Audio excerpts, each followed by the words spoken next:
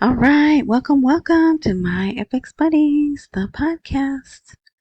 And I say podcast because there is more than one way to interact with this content. But the best way is to go to the blog, which is my Epic Buddies. And it's parked at myepicsbuddies.blogspot.com. All right, so today was a little bit of a weird day. I did a post because this came out early in the morning. And it was good. It was all good. Today was a good day. This is going to be short because it mostly is about the oil and everything seems to have gotten done. I wish they would have shown it on the TV so I could see it, but they did not. But that's okay. Maybe like two days once it is all done and the oil's flowing, they'll let me see. So yeah, so we like I said, it won't be long. This came out and they said the oil is going to be announced in 24 hours. Everyone signed. The Kurdistan Region, Baghdad, and the IOCs, which is the International Oil Companies. But this right here, this was new information with official consent exchanged. So yeah, I was like, okay, that's forward movement. And I think there's one other thing down here. It was a really long, it turned out to be a really long article. They put history and stuff. Um, yeah, so that was it. So that was the main thing. And then we went and later in the evening, like I do, we put the good stuff. So it's still Monday, but this is probably going to upload the 23rd because the day got away from me like it always does. That horrible game I just couldn't stop watching. Anyway, all right, so signing. Signing of a tripartite agreement on Kurdistan's oil exports. And this came out and it said they had a meeting in the evening and it is signed, sealed, and the document is delivered to the Minister of Councils, and they meet, Council of Ministers, excuse me, and they meet tomorrow. So the meeting concluded this evening, resulting in the signing of the three parties. So according to the agreement, oil exports from Kurdistan will resume. And then while this happened, it said after the signing, so there's more obviously, but I'm just reading the most important parts. After the signing of the tripartite agreement, there will be no obstacles to sending salaries to the Kurdistan Region employees, and Baghdad must send them as soon as possible. And while this was happening, there was a delegation from Baghdad meeting in Kurdistan with, I can't remember who. Yeah, I can't remember who was they were meeting with, but they met. So I'm thinking some other stuff was happening, right? Other conversation. So then the North Oil Company expects the resumption of oil exports from the Kurdistan region via Turkey within the next 48 hours. Sources expected the resumption of oil exports after the approval of the Iraqi Council of Ministers tomorrow. So yeah, so that's why I'm like, we still have to wait. This is exciting. This is what we wanted to see. But and a source is saying that they saw the agenda for the Council of Ministers meeting and the salaries was not on there. But I've never heard them. Usually the agenda that goes out is for Parliament. I've never heard of the Council of Ministers having an agenda. And if they do, it's an internal thing anyway, right? So then here, why do companies producing Kurdish oil demand oil instead of cash? I don't know that they demand it. I love that picture. That's probably going to be the thumbnail. I don't know that they demanded it. They are just open to receiving it. They said, well, it seems you're having a liquidity crisis, so we may not get the cash that's owed to us, but we know you have plenty of oil. So we'll definitely get oil that's owed to us. So pay us in oil. Yeah. So that's there if you'd like to read that. And it's all the same information. $16 per barrel. All that payment in US dollars. So, see, it says right there. Payment in US dollars could lead to further delays, making oil a more practical alternative. Things will be calculated based on the oil price at Turkey's port. Yeah, okay. So now this is a non-oil story. This is Mahmoud Dagger. He used to work for the CBI. He says addressing the exchange rate crisis requires a balance between monetary trade and fiscal policies. They interviewed him. He was on TV. Financial and banking expert Mahmoud Dagger asserted that the economic challenges facing Iraq stem from imbalances in the national economy's structure. He explained that the GDP is unable to meet market needs, forcing the country to rely heavily on imports. In the interview, he explained the ease of laws and weak custom controls, in addition to corruption and loopholes at border crossings, have made imports a necessity for securing livelihood requirements, but at that same time they have harmed local economic activity. The central bank was able to somewhat meet official traders' demands and reduce the exchange rate gap between the official and parallel markets. However, this gap still exists and poses a threat to the Iraqi economy as it has caused prices to rise in a manner disproportionate to the official exchange rate of 1320. So, he's going with what he sees on the CBI. He stressed confronting this problem cannot be limited to monetary policy alone, but rather requires activating trade and fiscal policy tools to ensure economic stability and address structural imbalances. And that's what changing the rate would do. Changing the rate, passing those laws, it would definitely do that. It would let all the companies and countries that are waiting to enter the company, it would allow for them to come in and there would be other money. Okay, this is in response to an article I didn't really talk about yesterday. It came out, it didn't seem to matter. It just said that Iraq had fallen out of the top 20 of U.S. Treasury holders. But, that happens sometimes. They sell, then they buy more.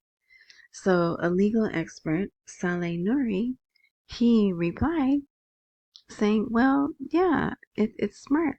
They're diversifying their holdings.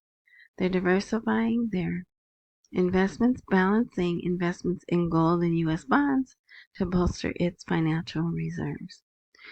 Central banks around the world, including the Central Bank of Iraq, are pursuing a diversification strategy to avoid risks and achieve the best returns in the long term. So, yeah, I guess he felt the need to reply to that. So, there's that. Because I'm sure some of you read that. If you go to other sites, I know you saw that article. I just, like I said, I didn't feel the need to address it.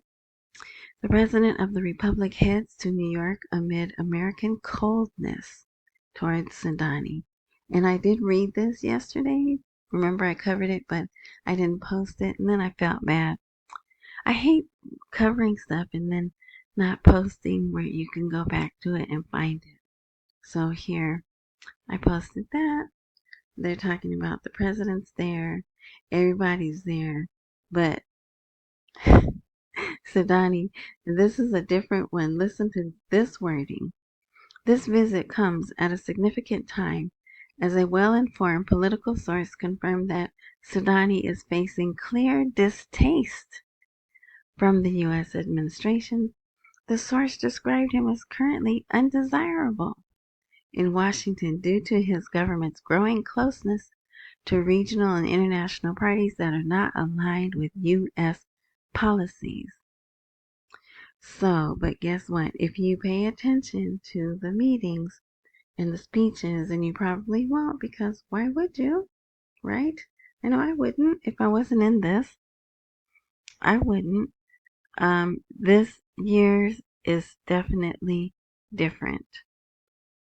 Okay, let's see here. Sudani. Iraq is embarking on global projects that invest in human capital and its geographical location. So this guy, he's one of the Prime Minister's advisors. I'm not sure of what though. Maybe investments. So he confirmed that Iraq is embarking on massive strategic projects in the coming period, opening up global prospects for the country. Yeah, so they need help developing their non-oil economy, and that's what these other companies coming in would do for them. All right, let's see. Investors will be keen on major projects that will open up many horizons for Iraq, on the regional and global levels. Investors will be keen on large strategic projects in modern economic sectors, such as mineral resources and mega projects. All right, here's my one commercial. And I just want to say thank you. Like I always do, thank you for the thumbs up. They help. I'm getting less views, like I said before, but the percentage of the likes and thumbs up makes it so it's not hurting. It's not hurting my, I don't know what the YouTube tries to tell you, hey, you want to improve your performance? And I'm like, well, no, not really. I just want to stay where I am because I don't want to get too big. I mean, I'm extremely small. I hope we're not here. I'm like, okay, Lord, 5,000 subscribers. That's it. Just, if I had to be here, just 5,000 subscribers. But because the larger you get, the more crazies come, or, the more stuff you have to deal with. And I have other stuff I need to do. I can't be dealing with crazy people. Like I heard someone said Mark Z's channel's getting used to spread propaganda. And that's another reason why I really don't want my image out there, because people take your image and do stuff and put stuff, and you're like, I don't agree with that. I'm not in line with those principles. So it's so crazy. You have to be careful, right? But whatever. But anyway, yeah. So I just want to thank you. I have my core peeps, and I like that. But if you do want to support, here are the ways that you would support. When this blog goes live, the Buy Me a Coffee link is live. Cash App is always live, and PayPal. Oh, PayPal sent me a new link.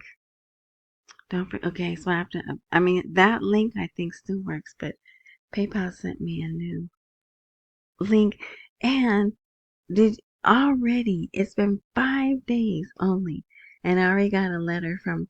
I have an account with Wells Fargo that has like less than $2, just so I can say I have an account with them. It's a savings account, right? They sent me an email. They already moved that interest down by 0.25%.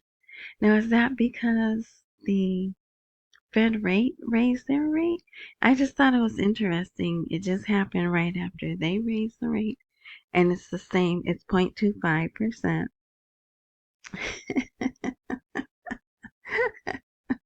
I'm like, they didn't waste no time. But I don't know. I don't know if that's why that happened. But anyway, so thank you again for your support. And if you'd like to subscribe, oh, I was going to say, I don't even know if we'll be here 11 minutes, but geez, we're already here 15 minutes. Look down in the lower right hand corner. There's a little icon there. You can click it. And then if it asks you, if there's some bell or something that pops up, click that. And if it asks you what you want to receive, say all. Because I did do a post, but I forgot the post. You can't put the links. And I know you guys some of you guys like the link to the article, and they don't let you do that on the post, or I can't figure out how to do it. So, yeah, I just will keep doing what I'm doing. All right, the central bank is following. Oh, I put the same, look at that, same article twice, right? Or did I go over that? Yeah, same article. So I'll delete it. I'll delete this one. Okay, but this, look at this. I don't know why it says a matter of time up here, but a disaster threatens millions of Iraqis. Employees prepare to adapt to one salary every 3 months. There is no way I would agree to that. I mean, that's basically how they get paid now, right? Especially if you're in Kurdistan, right? You don't know when you're going to get your next paycheck if you're in Kurdistan.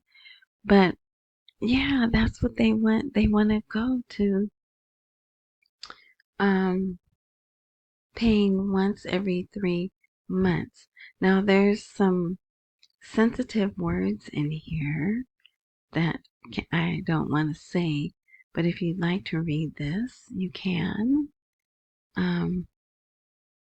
But yeah, so it talks about the geopolitical hot button items, issues, conflicts, right, that are still happening. And there's lots of talk oil's going to go down to $55 and stay there. $55 per barrel and stay there.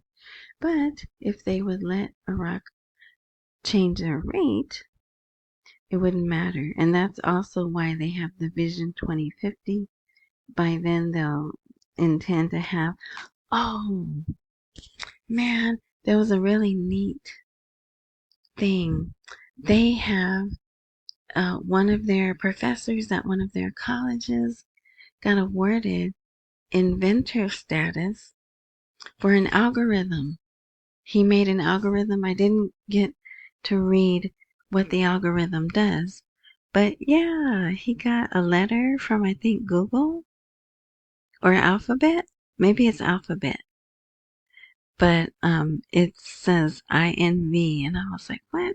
What is INV? And then I read it again, and it said investor status. And excuse me, look, investor. My mind is always on money, right? Inventor status. And apparently, the algorithm is where it's at, right? If you're paying attention to the TikTok stuff, we're not getting the algorithm. China's keeping the algorithm, right? But the data and something else will be stored here in America. I don't buy that for a second, but whatever. So yeah, this what else?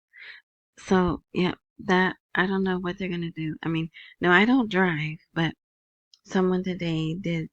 I mean, I know how to drive, and if I had a car, I would drive.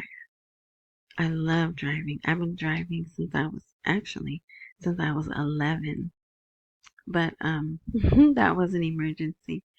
But yeah, I don't have a car. But someone today said gas is low where they are, middle, south. I don't really want to say where they are, but I'll say the middle of the country, southern part. I think they said it was 269 or 296 something. So, and that is something the president wanted. He wanted oil to go down, so gas would go down, so then transportation costs of goods and services would go down, so then inflation will go down, right? It just takes a small little things at a time, right? Baby steps. Okay, let's see. Now this, why do I have this here? The tripartite agreement brings the Kurdistan region and Baghdad closer together. Oh, there, this. Look at this. Oh wait, okay. Let me do, I had an article that said the salaries are tied to, it says now that the oil is approved, the salaries will be paid. That makes no sense. Why would they do that? Who would agree to that? But they did. Okay, but so this isn't the one. Because I was like, it's so boring. I didn't want to bore you guys with, like, you have to read this whole long article just to get this half a sentence, right? So according to the agreement, the same agreement that was signed, oil exports from Kurdistan will resume. And let's see. The oil production export stoppage, as well as non-oil revenues, have hampered Baghdad's ability to pay salaries to the Kurdistan employees. However, officials confirmed that an agreement was reached on resuming oil. They made a decisive decision on employee salaries during its regular session tomorrow for the Council of Ministers. After signing the tripartite agreement, there will be no obstacles to sending salaries. Like, that's crazy, but it is what it is. There it is in black and white. And, oh, did I go all the way up? I went all the way up to the top. Oh, because I hit the salaries. Duh. See?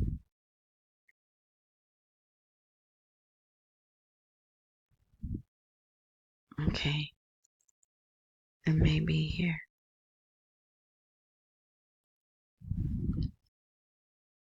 The tripartite agreement is signed. Yeah. The senior source in Baghdad said, if the tripartite agreement is signed, the federal government is obliged to send the salaries of the 6 months of this year by the end of the year, which is expected to compensate for the months that have not been sent. So their salaries are tied to the oil agreement. I bet they regret that now, huh? Okay, and then here, this guy, Bajat Ahmad, an expert in the field of oil and energy, told the news, it is important that the agreement between Iraq and the Kurdistan region and oil companies within the framework of the oil and gas law. Yes, I know some words are missing. It's probably a translation issue, right? But so there we have it.